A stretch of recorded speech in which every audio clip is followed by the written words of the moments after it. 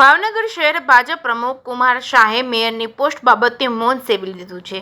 કુમાર શાહને મેયરની વિવાદિત પોસ્ટ અંગે મીડિયા દ્વારા સવાલો કરવામાં આવતા ચાલુ બાઇટે ચાલતી પકડી લીધી હતી. બીજેપીના ગ્રુપમાં શહેર ભાજપ પ્રમુખ કુમાર શાહ પોતે એડમિન છે અને મેયરની પોસ્ટ પણ તેમને ડિલીટ કરી દીધી. આમ છતાં તેમણે જણાવ્યું કે મને કશું ખબર નથી. જે પ્રકારે શહેર ભાજપ સંગઠન અને મહાનગરપાલિકાના ભારતીય જનતા પાર્ટીના નેતાઓ વચ્ચે ચાલી રહેલા વિવાદ ચરમસીમાએ પહોંચ્યો છે. હાલ શહેર ભાજપના કાર્યાલય ખાતે ભાવનગરના મેયર પણ પહોંચ્યા છે, જ્યાં શહેર ભાજપના પ્રમુખ અને મેયર વચ્ચે નારાજગી અંગે મીટિંગ શરૂ થઈ છે. જેકેસી ગુજરાતી સાથે હિરેન ભાયાણી, ભાવનગર. અમારા જાણમાં નથી, પણ અમારા ખૂબ જ સિનિયર કાર્યકર્તા છે અને વડીલ છે. કાંઈ પણ હશે તો સાથે બેઠીને પણ કાંઈ જે પણ કાંઈ મનદુખ હશે તો બેઠીને એમનું નિરાકરણ લાવવામાં આવશે. જો આ આંતરિક વિવાદ છે, ખાસ કરીને જે પ્રકારે પોસ્ટ મૂકી છે તેમાં આત્મવિલોપનની ચીમકી આપી છે અને કહ્યું છે કે જો આ પોસ્ટ માં એવું પણ કહ્યું છે કે બધાના રાજ ખોલતો જાય છે આત્મવિલોપન પહેલા, એટલે આ તો આંતરિક વિવાદ છે એક પ્રકારનો. આંતરિક વિવાદ શું હોય, સાથે બેઠી હળી મળીને જે પણ કાંઈ છે એ નિર્ણય કરી. તમે શહેર ભાજપ પ્રમુખ છો, આપના ધ્યાન ઉપર મેયરે કોઈ આ વિષય આ પ્રકારે મૂક્યો છે ખરી, અથવા તો આંતરિક વિવાદને આપ પણ જાણતા હો કારણ કે આપ શહેર પ્રમુખ છો? હજી સુધી તેવી કોઈ જાણ થઈ નથી મારાથી.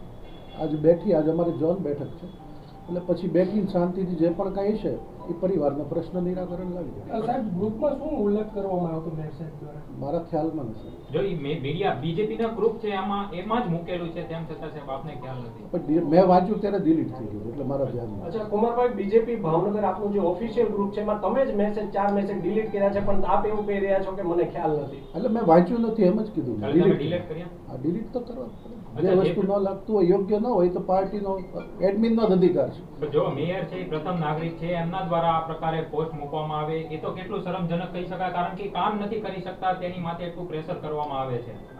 મારા ખ્યાલમાં નથી. બેઠી પરિવારનો પ્રશ્ન છે, પૂરો કરી દઈશ. સર, મેયરના આક્ષેપો છે કે તેને પ્રેશર આપવામાં આવે છે એટલે તે આત્મવિલોપનની ચમકી છે તે તેમને ઉચ્ચારી હતી મેસેજમાં. મારા ખ્યાલમાં નથી. સાથે આજ બેઠશું એટલે જે પણ પરિવારનો પ્રશ્ન હશે, આપણા વડીલ છે, અમારા સિનિયર આગેવાન છે, જે હશે સાથે બેઠીને પ્રશ્નનો નિરાકરણ. એટલે એક સ્પષ્ટ છે કે કંઈક તો છે.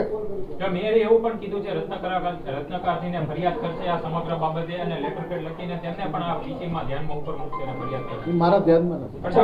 કુમારભાઈ, હિન્દી ન્યૂઝપેપરે લખ્યું છે કે હની ટ્રેપનો પ્રયાસ કરવામાં આવ્યો છે, ભાજપના સિનિયર નેતા સામેલ છે, શું કહેશો?